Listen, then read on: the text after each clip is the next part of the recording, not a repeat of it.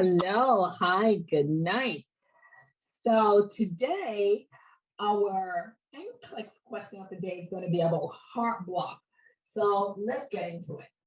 So the question reads, a client with type 1 second degree atrioventricular, which is called AV block, is being cared for by the nurse. Which ECG rhythm does the nurse anticipate seeing? And so the ECG rhythms are listed on the screen. So I'm going to ask you to pause the video, read the question again, spend the time, look over each rhythm, and then after that, come up with your question, press play, and then you'll hear the answer. So most of my students answered this question today, and they selected number 4. And that is correct. Number 4 is the answer for this question.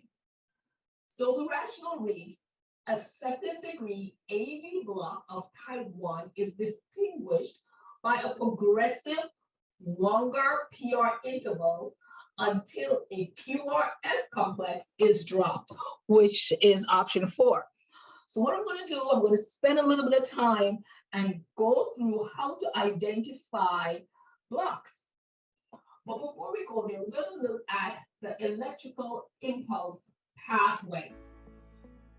So in this picture noted on the screen, this is the SA node. The SA node, the rate of the SA node is 60 to 100. So this is considered the pacemaker of the heart. The electrical impulse is what causes the heart to contract. So it starts, or it should start, normally in the SA node. Then after the SA node, you have the AV node. The AV node rate is 40 to 60. Then you have the bundle of His. The bundle of His, the rate is from 10 to 40. Some books will tell you from 20 to 40, and the Purkinje fibers are the same. This is how the electrical impulse goes or runs through the heart to cause the heart to contract. Now, let's look at the EKG waves and what it represents in the heart. So this is a P wave. This is the first elevation of the isometric line. And the P wave represents the contraction of the atriums. All right? So the P wave represents the contraction of the atrium.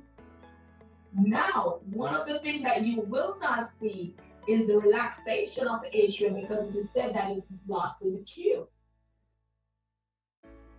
For the QRS complex, that is the contraction of the ventricles. And then the T is the relaxation of the ventricle. Again, so the P, contraction of the atriums, the QRS complex is a contraction of the ventricles, and then the T is a relaxation of the ventricles. And again, what causes them to contract is that electrical conduction that's run from the SA node, that's noticed here, to the AV node, to the bundle of His, down to the Purkinje fibers, causing the contraction to occur.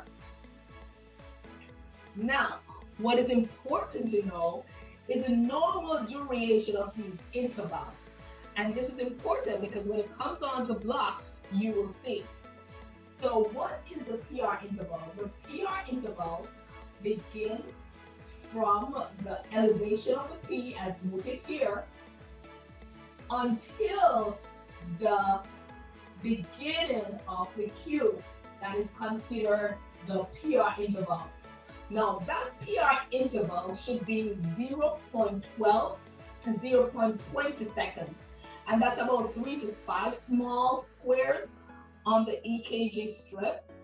Now, what this represents is the time it takes for the impulse to travel from the SA node to the ventricle. That's what the PR intervals represent. Then the QRS complex, the width is 0.04 to 0.12 seconds, which is about 2 to 3 small squares. And again, this is the depolarization of the ventricles. All right? The contraction of the ventricles. Then the QT interval. So let's look at the QT interval. The QT interval is from right here to the end of the T. This is a ventricular activity time for depolarization to repolarization, meaning the time it takes to contract to the time it takes to relax. And this is 0.36 to 0.44 seconds. This is important in order for you to identify blocks. So let's look at the EKG box. Remember, when we talk about how many blocks the PR intervals are, or the RSQ are the small boxes, these are the small boxes that we're referring to. And keep in mind that one large box, so here's an EKG strip box, right? And if we should take out one large box is 0.2 seconds. And so 5 of these large boxes would make 1 second, all right? So again, one large box right here is 0.2 seconds. So if we should count 5, 1, 2, 3, 4, 5 of them, it is 1 second, all right? Within that large box, there are also other small boxes, and each of these small boxes are 0.04. It's important that you identify that. So on the bottom line, we'll have the time, and here we'll have the altitude. So let's get into this. So remember, let's go back. We say that the PR interval should be 0.12 to 0.2 seconds, or 3 to 5 small boxes, right? So let's look at this. Here is the PR interval. So in the second degree AV block type 1, it occurs when there is a repeated pattern in which all but one of the series of the atrial impulse are conducted through the AV node into the ventricle. So for every 4 to 5 atrial impulse are conducted. So each atrial impulse takes a longer time for the conduction than the one before, until at least one of the impulse is fully blocked. So because the AV node is not depolarized by the blocked atrial impulse, the AV node has time to fully repolarize so that the next atrial impulse can be conducted within a shortest amount of time. So let's look at the graph here. So look, you can see just the width between the spaces. So remember that we said it's supposed to be 0.12 to 0.20, which is 3 to 5 boxes. So in this one, we have 1, 2, 3 small boxes, okay. Look at this PR interval. Now it gets wider. 1, 2, 3, 4, 5, 6, okay. And you can see that it gets wider. So let's look here. This is a P, QR, ST, P, and then you can see the wideness, the T. Look at this. This is a P again. The interval now becomes much wider, and this is a T. Look at this. You have a P, right? But where is the QRS? It drops, right? Then you have your P that's smaller, right? Here it gets larger, and then it drops. So, all right, normal, large, drop. Normal range, large, drop, okay? So what you're actually seeing, you're seeing that there is a drop when it comes on to the second degree AV block, that there is a repeated pattern in which all but one of the series of atrial impulse are conducted through the AV node into the ventricle. And this is what we call second degree AV block type 1. All right. So in option 1, it depicts a type 2 second degree AV block with a PR interval that can be extended but remain consistent until a QRS complex is dropped. So let's look at this. So a second degree AV block type 2 occur when only some of the atrial impulse are conducted through the AV node into the ventricles. So the second degree AV block type 2 has a following characteristics. So look at this. Non-conducted P waves, non-conducted P waves. So look at this. You have the PR interval, PR, PR, and then look at this. There is no QRS. See? PR, PR, look, no QRS, all right?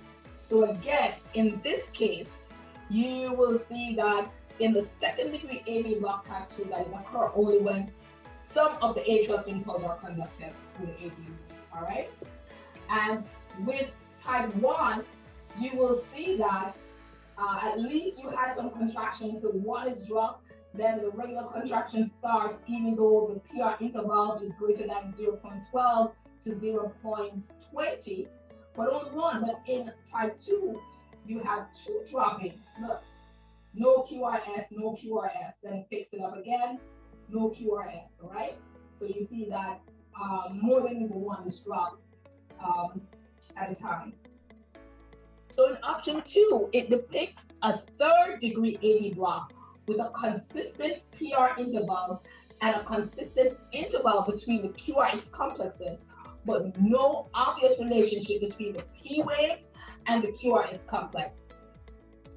So in the third degree blocks, the AV block occurs when no atrial impulse is conducted through the AV node into the ventricle. So in third degree AV block, 2 impulses stimulates the heart. 1 stimulates the ventricle, represented by the QRS complex, and 1 stimulates the atrium, which is represented by the P wave. So the P waves may be seen, but the atrial electrical activity is not conducted down into the ventricle to cause that QRS complex, the ventricle electrical activity. Again, having 2 impulses stimulating the heart results in a conduction referred to as AV dissociation, which may also occur during the VT. So a complete block, which is a third degree block, has the following characteristic. So let's look at this. So we see the P, you can see the Y PR complex, you can see the T, but look at this, very large, all right? QRS, look at this. There is a problem here. Look at this, very small. Again, look at this, very wide. And then look at this. The P wave is hidden in the T wave. This is a problem again. The P wave is hidden in the T wave. And then not only that, look at how wide the PR interval is.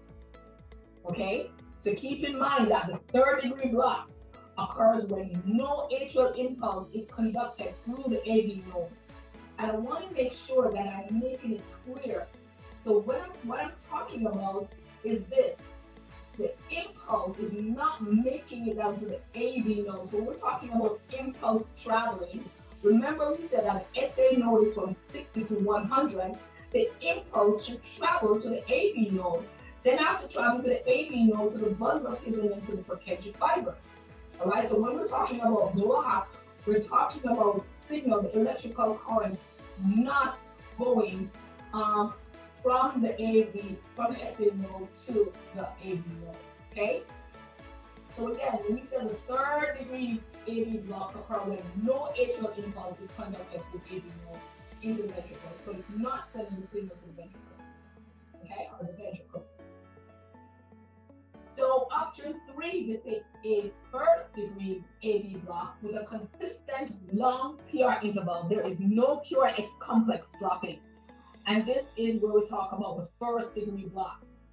So the first degree block occur when all the atrial impulses are conducted through the AV node. So they're going through the AV node into the ventricle at a rate that is slower than normal. So this conduction disorder has a following characteristic. It depends on the ventricle and atrial rate. It depends on the underlying rhythm. Because remember, that's why it was very important for you to understand what is the rate of the SA node, which is 60 to 100. What is the rate of the AV node, which is 40 to 60? What is the rate of conduction of the bundle phase and Purkinje fiber? Some books say 10 to 40, some books say 20 to 40. But first degree block, it is not that no QRS is being dropped. What is happening is that the rate is slow, very slow, until when it reaches second degree type 1, you see it start dropping at least 1 QRS. Then when it goes to second degree block type 2, it starts dropping about 2 QRS. And then when it reaches third degree block, then that's a mess. You see that no impulse is being traveling past the AV node to the ventricles, all right? So I hope this video was helpful. Please like and subscribe. If you have any questions, please give us a call at 954-639-1191. Thank you so much for watching. Please make a comment below.